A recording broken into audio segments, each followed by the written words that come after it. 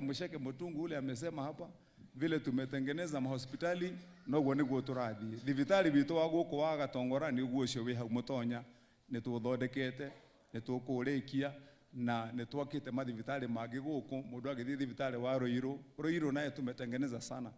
We are making it a true level 4 hospital. Mimi ndio nilikuwa wa kwanza, maybe nyinyi watu wa Gatongora hamjui. Before mwanaume hangekuwa admitted kwa shule ya hii hospitali ya Ruiru na ni level 4. Kulikuwa tu na only ward ya wamama. Wakati mumenichagua mimi ndio nimejenga ward ya wanaume hapo kwa hiyo hospitali. Sasa mwanaume anaweza kwenda hospitali pale. Nimejenga the best and the most effective distribution center ya madawa kwa hiyo hospitali. Hapo ndio iko. Equipment sasa kwa hiyo hospitali zipo. Tumeweka x-rays, tumeweka ultrasound, tumeweka kila kitu.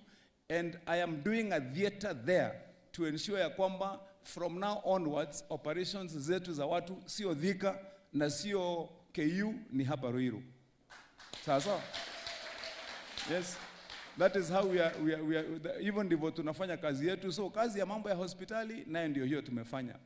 So sitaki kusema mengi nyinyi wewe bwana Dan Washera, wakati unapiga stories zako na nini hapa na campaign na mambo mengine na kuongea, ambieni watu what we are doing. Ama namna gani jameni?